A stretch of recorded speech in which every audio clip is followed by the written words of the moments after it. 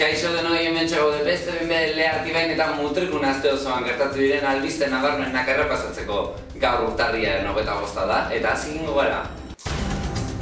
Frantziako Flegi espetxetik boatak zira aldatu dute Andoni Lariz bolibartarra. Atxiloketaren harira Ziortza Bolibarko Bilduk mozioa sartu zuen udalean eta udalbatzak aho batez onartu du.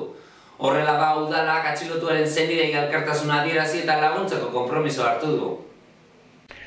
Andoni Larizen abokatuak emondako informazioa baino ez du familiak, eta dakitena be ezer gutxi dela esan dute.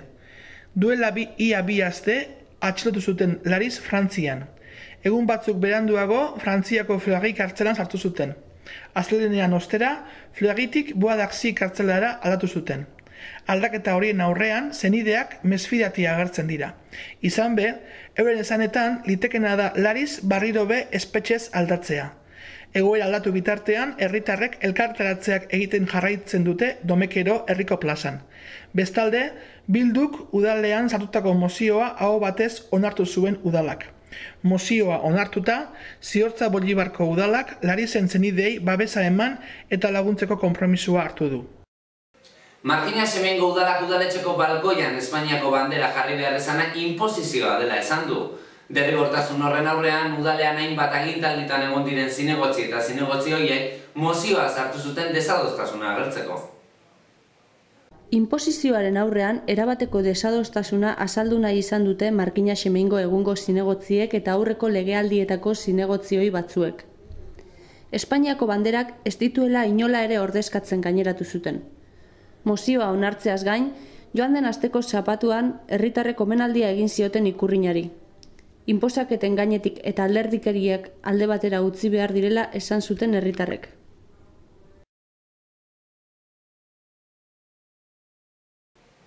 Etxebarriko Gazte Asanbladak geu bezegoaz ga egun antolatu du gaurko. Bide horretatik orain hilabete batzuk Martina Semengo Gazte Asanbladak antolatutako ekimenari lekuko hartu diote etxebarritarrek. Helburua bakarra da, Martina Semengo bizilagun bati elkartasuna adieraztea. Geu bezegoaz ga egunaren ospakizuna iluntzeko 8 hasiko da Jon Plazaolaren monologoagaz. Ostean, MP5 Eibarko musikataldeak berbena giroa jarriko du, goizaldera arte. Sarrera, 3 eurokoa izango da. Gazte Asanblako kideak ekimenean parte hartzera gonbidatu dituzte herritarrak. Mutrikuko udalak Zamikoia eta Burumendia arteko errepidea konpontzeko tramiteak aurreratuta ditu. Gora bera batzuk tarteko azkenean Eusko Jaurlaritzako portu zuzendaritzak hartu du bere gain errepidearen obra aurrera eramateko ardura. Mutrikuko udalak jakitera eman duenez, Zamikoia Burumendi errepidea konpontzeko obra egin ahal izateko tramiteak aurreratuta daude. Hasieratik udalaren kezka nagusien artean zegoen errepidea konpontzeko gaia. Joan den astean euriasen ondorioz, bideak berriz ere behera egin zuen. Eusko Jaurlaritzako garraio eta herrilan saileko portuen eta aireportuen zuzendaritzarekin hainbat bilera egin ondoren, haren esku geldituko da obra. Ondarrako basurako flota goibel dago, izan be urte askoan itsasoan ibilita gero Laguanaiak ontzia ez da gehiago itsasoratuko. Laguanaiaken desagertzeagaz ongi etorri izango da herrian geratuko den zerkoko ontzi bakarra.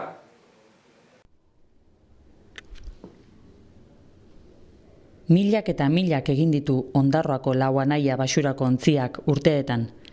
Orain jabeak erretiratu egingo direla eta ontzia berabe erretiratu egingo da. Ontziaren desegitea noiz egingo den oraindik jakiterik ez badago be, aurrerantzean Ondarroak zerkoko ontzi bakarra edukiko du, ongi etorri. Lab sindikatuak esan duenez, basurako arrantzak etorkizuna izatea nahi bada, arrantzan beharrezkoa da hitzarmen bat. Martina Semengo udaleko euskara zerbitzuak euskarari buruz gogo eta egiteko saioak antolatu ditu. Udalaren asmoa herritarrek euskararen inguruan hausnarketa egitea da, eta horren gainean udalak ekintza plana diseinatuko du. Udala euskara biziberritzeko plan nagusia garatzen aritu da azken urteetan. Aurten aldiz, hurrengo 5 urteetarako ekintza plan berria diseinatzea erabaki du. Lan hori herritarren parte hartzeagaz egitea erabaki dute, jendea aktibatu eta iritzia eman dezan. Funtzean, aurrera pausoak aztertu, hutsuneak identifikatu eta horrekin diagnostikoa egin nahi du udalak.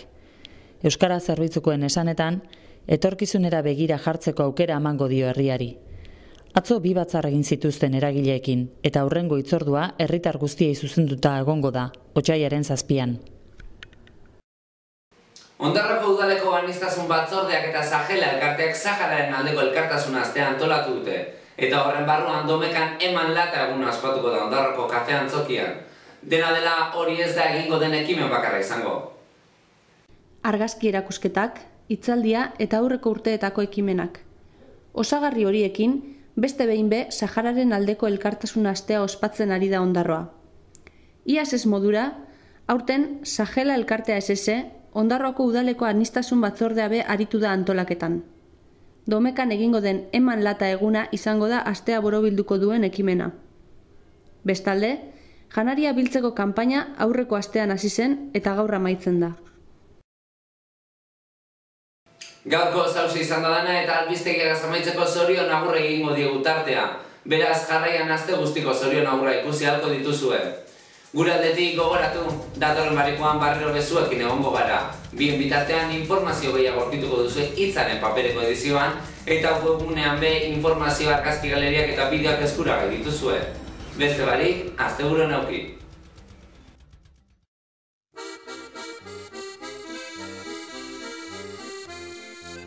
Zorionak, zure urte betetzean zorionak, da urte askotarako zorionak, belarritik tiratzean zorionak da musuak zuretzako.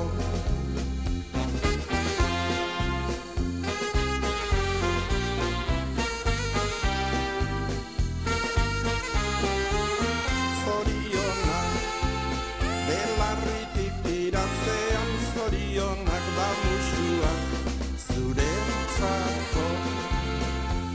Berriro ere iritsi zera urtek betetzera, aita mata senideak zorion zuzera. Pozak txoratzen atorni ere gaur zure etxera, maitasun loreak zuretzako ekartzera, maitasun loreak